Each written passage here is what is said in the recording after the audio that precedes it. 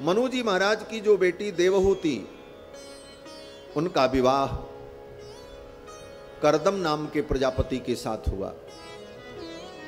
ब्रह्मा जी की छाया से उत्पन्न एक प्रजापति जिनका नाम महर्षि कर्दम। महर्षि कर्दम ने सरस्वती नदी के तट पर 10,000 वर्ष तक तप किया। क्यों? बोले तपस्या इसलिए की कि हमारा विवाह हो जाए। श्री मैत्रेय जी कहते हैं कि प्रजा सृजेति भगवान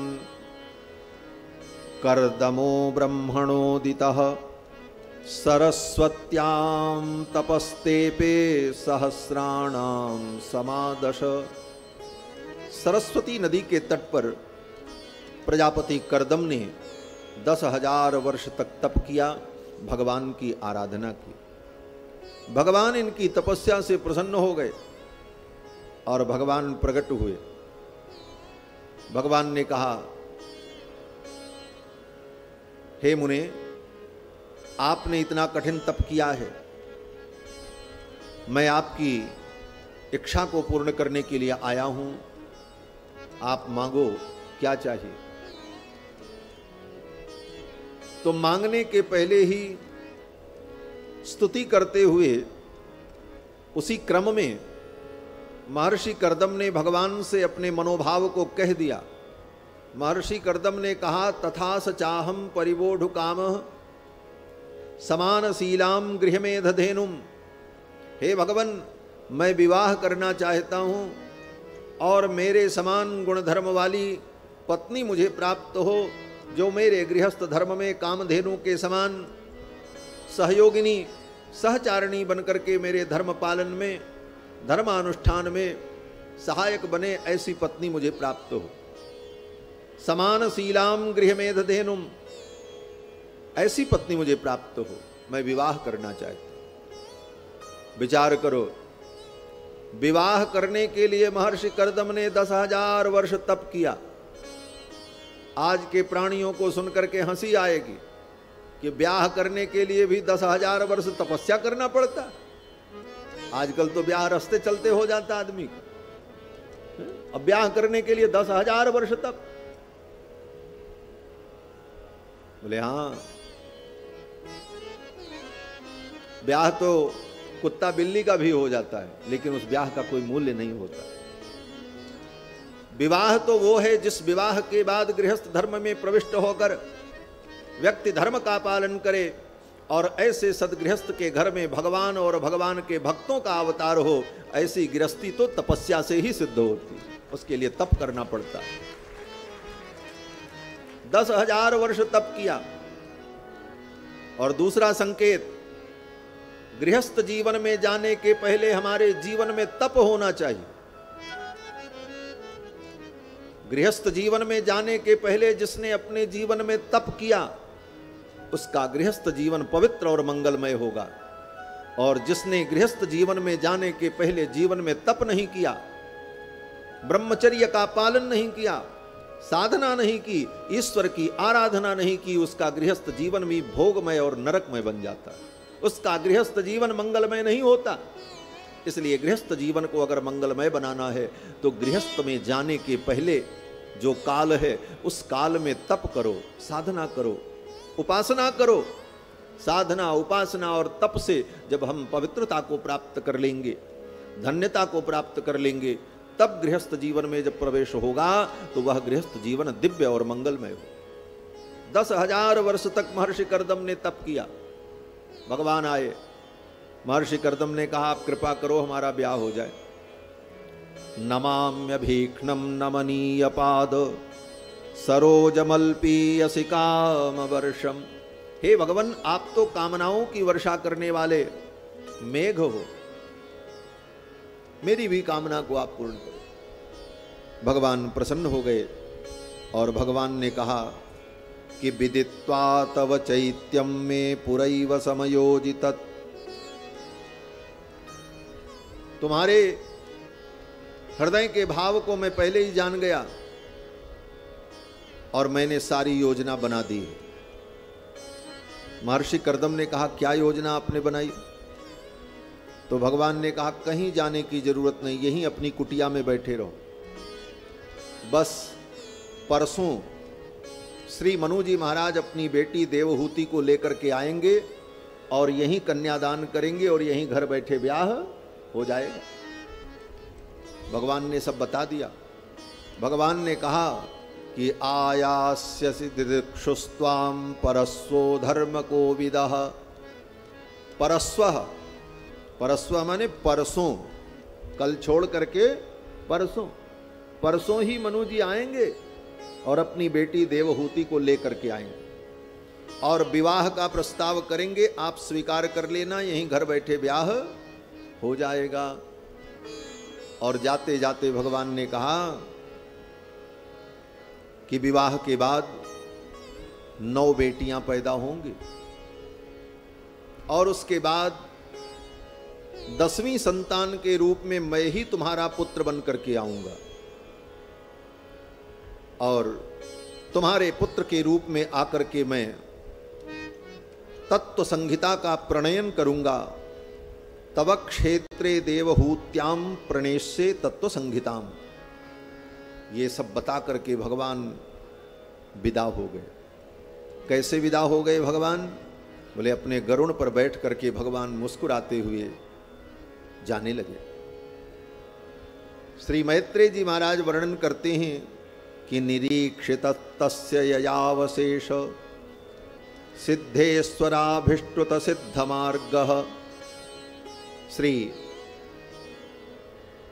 कर्दम महर्षि देख रहे हैं, भगवान अपने गरुड़ पर बैठे, गरुड़ जी भगवान को लेकर के उड़े और गरुड़ जी जब भगवान को लेकर के उड़े तो गरुड़ जी के पंखों से सामवेद के मंत्र प्रकट होने लगे। आकर्णयन पत्र रथेन्द्र पक्षै उच्चारितम स्तोम मुदीर्ण साम। गरुड़ जी महाराज के पंखों से उच्चरित होने वाले सामवेद के मंत्रों को सुनते हुए भगवान मुस्कुराते हुए विदा हो गए। भगवान जब चले गए, महर्षि कर्दम अपनी कुटिया में बैठे थे। 2 दिन बीता। स्वयंभू मनु और शत्रुपा अपनी बेटी देवहूति को लेकर के आए।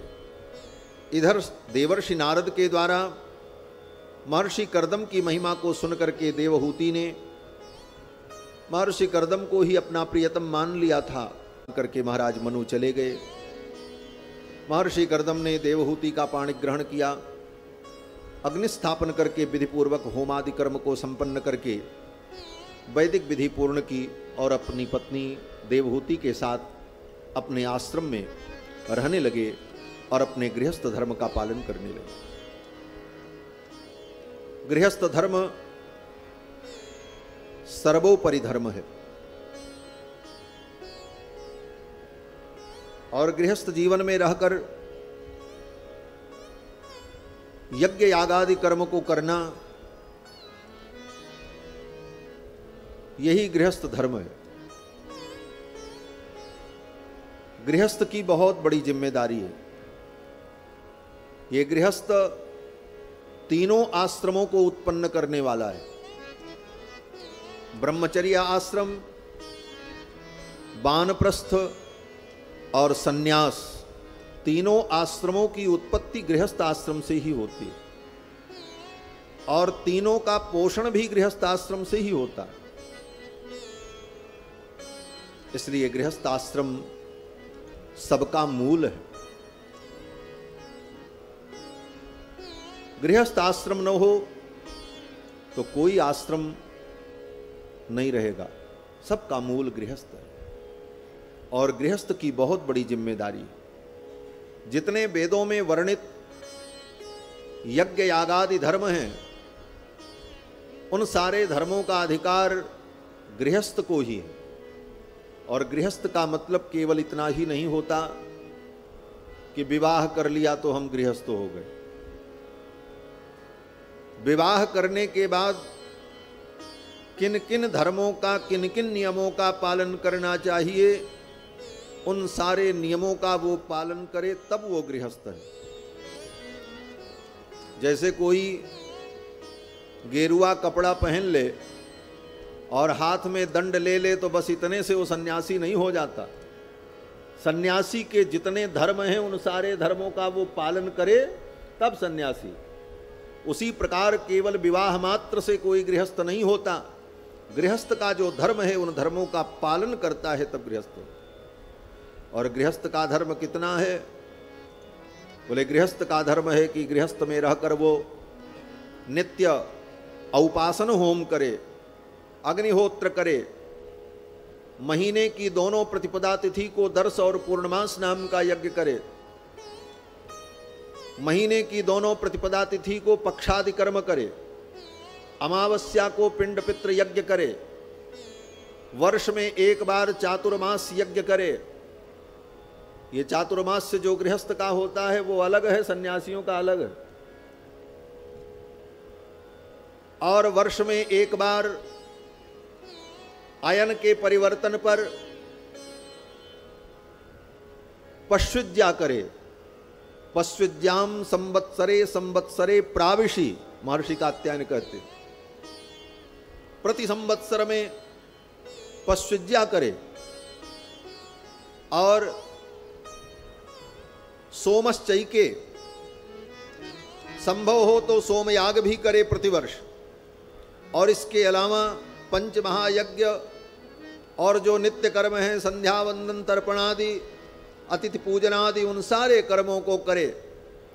ये सब धर्म करते हुए जो जीवन व्यतीत करे वो गृहस्थ। और खाली ब्याह कर लिया और लुगाई को लेकर के दिल्ली और बंबई घूमते रहे, बोले हम गृहस्थ हैं। बोले गृहस्थ का धर्म होता है, उस धर्म का पालन करे तब वो गृहस्थ। और दूसरी विडंबना देखो, उन धर्मों का पालन व्यक्ति तभी कर सकता है जब पत्नी साथ में रहे। इसीलिए पत्नी की अनिवार्यता होती। इसीलिए पत्नी को हमारे यहां सनातन धर्म में धर्म पत्नी कहा जाता, केवल पत्नी नहीं कहा जाता। धर्म पत्नी का मतलब धर्माय पत्नी, जो धर्म के लिए पत्नी है, जिस पत्नी के साथ हमें धर्माचरण करना है। और जिन जिन धर्मों का मैंने वर्णन किया उन सारे धर्मों का पालन बिना पत्नी के नहीं हो सकता। उन धर्मों में पत्नी की जहां जहां जरूरत पड़ती है वहां पत्नी का होना अनिवार्य होता है। बिना पत्नी के उन सारे धर्मों का पालन नहीं होता। इसीलिए महर्षि कर्दम ने कहा, समानशीलाम गृहमेध धेनुम, मुझे ऐसी पत्नी प्राप्त हो जो मेरे धर्म में सहयोगिनी बने, क्योंकि उन धर्मों में पत्नी की अनिवार्यता है और बिना पत्नी के उन धर्मों को मैं कर नहीं पाऊंगा। इसलिए आप ऐसी कृपा करो कि मुझे धर्मशीला पत्नी प्राप्त हो। अब तो महर्षि कर्दम अपनी पत्नी देवहूति के साथ इन सारे धर्मों में लग गए। और पत्नी क्या करती? बोले पत्नी देवहूति महर्षि कर्दम की सेवा करती, उनके धर्म कार्य में सहयोग करती। उनको अग्निहोत्र करना हो तो यज्ञ मंडप को लीप करके शुद्ध करके अग्नि को प्रज्वलित कर देती, हवन सामग्री रख देती, पूजन की सामग्री रख देती, जलपात्र रख देती और स्वयं आकर के उनके दाहिने भाग में विराजमान हो जाती। फिर महर्षि कर्दम संकल्प करते और अपने अग्निहोत्रादि धर्म का पालन करते। इस प्रकार देवहूति अपने पति महर्षि कर्दम की सेवा करने लगे। किस प्रकार सेवा करती हैं? श्री मैत्रेय जी महाराज कहते हैं कि पितृभ्याम प्रस्थिते साध्वी पतिमिंगित कोविदा नित्यं पर्यचरत प्रीत्या भवानी व भवम प्रभुम। पितृभ्याम प्रस्थिते साध्वी, माता पिता के चले जाने के बाद साध्वी, साध्वी माने देवहूति को साध्वी कहा। साध्वी देवहूति अपने माता पिता के चले जाने के बाद अपने पति की सेवा में लग गई। जो स्त्री पतिपरायणा होती है उसी स्त्री को साध्वी कहा जाता है। लेकिन आजकल साध्वी उस स्त्री को कहा जाता है जो अविवाहिता होकर सन्यासिनी बनकर के घूम रही हो। स्त्री को सन्यास लेने का अधिकार नहीं है। कलयुग में तो कुछ भी हो सकता है, लेकिन शास्त्र सम्मत विधि अगर देखी जाए तो पुरुष के लिए तो सन्यास का विधान है। पुरुष अगर गृहस्थ जीवन में नहीं जाना चाहता तो सन्यास ले ले और विरक्त होकर भगवान का भजन करे, लेकिन स्त्री के लिए तो विवाह अनिवार्य है। विवाह होने पर ही स्त्री के संस्कारों की पूर्णता होती है। श्री मनु जी महाराज ने कहा, वैवाहिको विधि स्त्रीणाम संस्कारो वैदिक स्मृतः। विवाह संस्कार ही स्त्री का वैदिक संस्कार है। और पति सेवा गुरु वास, पति की सेवा ही गुरुकुल का वास है। और गृहार्थो अग्नि परिक्रिया, और घर में रहकर पति के साथ धर्म का पालन करना यही नारी का परम यज्ञ है। और ऐसी नारी जो होती है उसी को साध्वी कहा जाता है।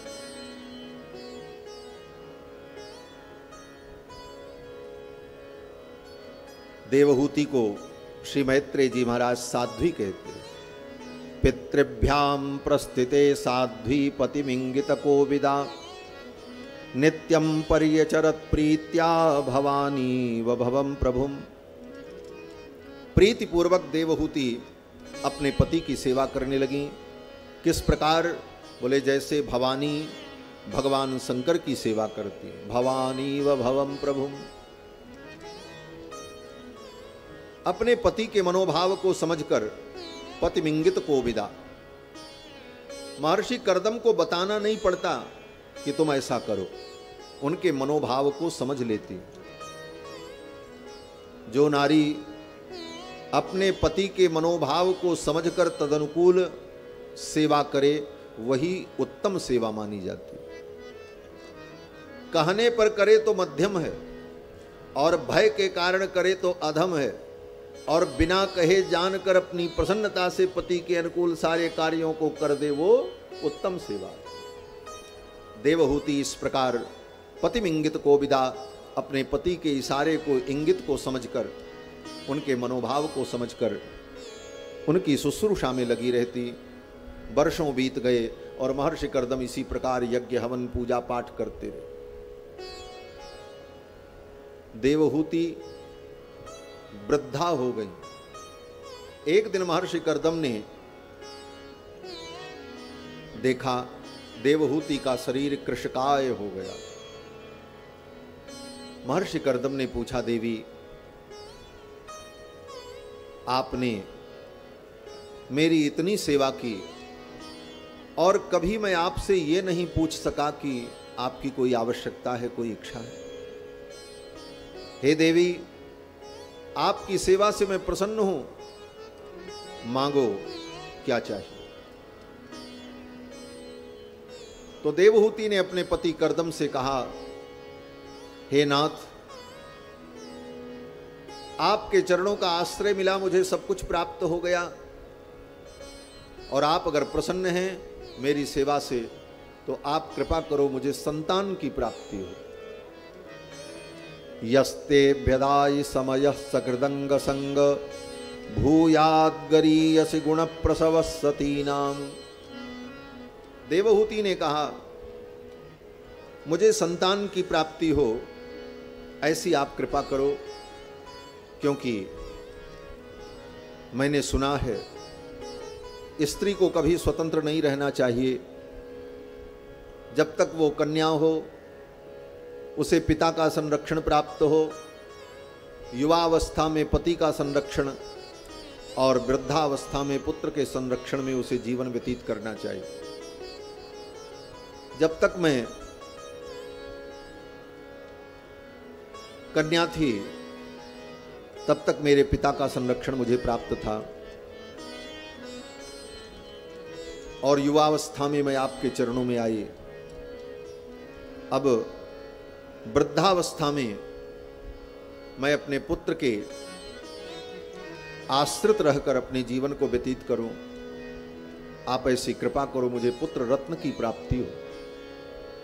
तो महर्षि कर्दम ने अपने तपोबल से एक दिव्य विमान प्रकट किया। उस विमान में सैकड़ों परिचारिकाएं थीं, सेवा करने वाली दासियां थीं। उन दासियों ने देवहूति को बिंदु सरोवर में स्नान कराया। स्नान करते ही देवहूति का शरीर दिव्य हो गया, देवहूति युवती हो गई। महर्षि कर्दम का भी शरीर दिव्य हो गया और उन दोनों दंपति को उन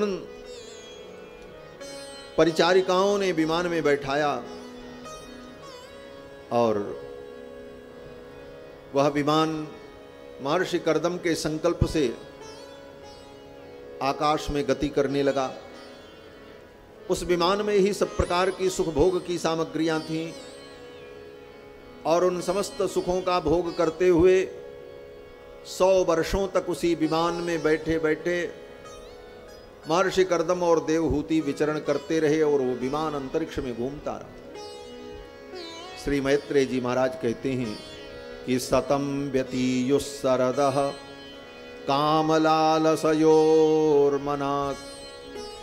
काम सुख की लालसा में 100 शरद ऋतुएं बीत गईं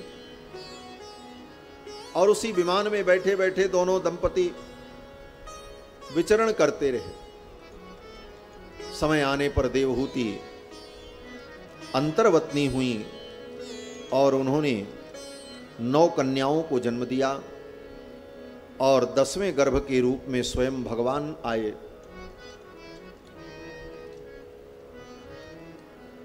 और 10वें गर्भ के रूप में भगवान जब आए तो देवहूति ने सुंदर पुत्र को जन्म दिया है। स्वयं भगवान ही महर्षि कर्दम के पुत्र बनकर के श्री कपिल के रूप में आए। कपिल भगवान का अवतार हुआ है। बोलो श्री कपिल भगवान की जय। भगवान के 24 अवतार में ये भगवान का 5वां अवतार है। श्री मैत्रेय जी कहते हैं कि तस्याम बहुतिथे काले भगवान मधुसूदनः कार्दमं वीर्यमापन्नो जज्ञेऽग्निरिव दारुणी। महर्षि कर्दम के तेज का आश्रय ग्रहण करके भगवान मधुसूदन देवहूति के गर्भ में आए। 10 महीना व्यतीत होने पर देवहूति ने सुंदर पुत्र को जन्म दिया। कपिल भगवान का प्रादुर्भाव हुआ। देवताओं ने पुष्प वृष्टि की, जय जयकार की। उसी समय ब्रह्मा जी आए भगवान का दर्शन करने के लिए और ब्रह्मा जी अपने पुत्र पुलस्त, पुलह, क्रतु, अंगिरा, वशिष्ठ इन सब को लेकर के आए। महर्षि कर्दम विचार करने लगे, अब मैं तपस्या करने जाऊं। देवहूति ने कहा महाराज आप तपस्या करने जाओ, मैं आपको रोकूंगी नहीं, लेकिन ये 9 बेटियां जो घर में बैठी इनका ब्याह कौन करेगा? आप इनका ब्याह कर दो तब आप जाओ, मैं आपको नहीं रोकूंगी। तो महर्षि कर्दम ने सोचा अब इन 9 बेटियों का विवाह करने में कहां जाऊं, क्या करूं। ब्रह्मा जी आए थे। ब्रह्मा जी ने कहा चिंता मत करो, ये मेरे साथ जो महात्मा लोग आए हैं, ऋषि लोग, इन्हीं के साथ अपनी बेटी का ब्याह कर दो। पुलस्त, पुलक, क्रतु, अंगिरा, वशिष्ठ, अथर्वण ये सब महर्षि लोग ब्रह्मा जी के साथ आए थे। उन्हीं महर्षियों के साथ महर्षि कर्दम ने अपनी बेटियों का विवाह कर दिया। मरीचये कलाम प्रादात अनसूया मथात्रये, कला नाम की जो बेटी थी उसका विवाह मरीचि महर्षि के साथ कर दिया। दूसरी बेटी जो अनसूया थी उनका विवाह अत्रि महर्षि के साथ कर दिया। श्रद्धा मंगिर से अच्छत, श्रद्धा नाम की जो बेटी थी उनका विवाह अंगिरा महर्षि के साथ कर दिया। पुलस्त्याय हविर्भुवम, हविर्भु नाम की जो कन्या थी उनका विवाह पुलस्त महर्षि के साथ कर दिया। अरुंधति का विवाह वशिष्ठ जी के साथ कर दिया। शांति नाम की जो कन्या थी उसका विवाह अथर्वण महर्षि के साथ कर दिया। इस प्रकार श्री कर्दम जी ने अपनी बेटियों का विवाह इन महर्षियों के साथ कर दिया। करदम जी की बेटी और इन महर्षियों से जो संतान उत्पन्न हुई, उन्हीं से ब्राह्मणों के वंश का विस्तार हुआ। ये ब्राह्मणों की सृष्टि यहीं से आगे बढ़ी। मरीच, अत्रि, अंगिरा, पुलस्त, पुलह, क्रतु, भृगु, वशिष्ठ और अथर्वण, इन महर्षियों की जो संतानें हुई, उन्हीं से ब्राह्मणों के वंश का विस्तार हुआ। और फिर महर्षि कर्दम अपने पुत्र कपिल की परिक्रमा करके तपस्या करने के लिए जाने लगे। जाते जाते देवहूति ने कहा, भगवान, आप तो तपस्या करके परम गति को प्राप्त कर लेंगे, मेरा कल्याण कैसे होगा? तो महर्षि कर्दम ने कहा, ये तुम्हारा जो बेटा है ना, ये साक्षात भगवान है, ये भगवान मधुसूदन है। इन्हीं के उपदेश से तुम्हारा कल्याण होगा और तुम्हें भी परम गति की प्राप्ति होगी, और इन्हीं के आश्रय में तुम रहना। समय आने पर इन्हीं के द्वारा तुम्हें उपदेश की प्राप्ति होगी और तुम्हारा कल्याण होगा। ये कहकर महर्षि कर्दम अपने पुत्र कपिल की परिक्रमा करके दक्षिणीकृत्य तं प्रीतो वनमेव जगामः। अपने पुत्र कपिल की परिक्रमा करके महर्षि कर्दम वन में तप करने के लिए चले गए।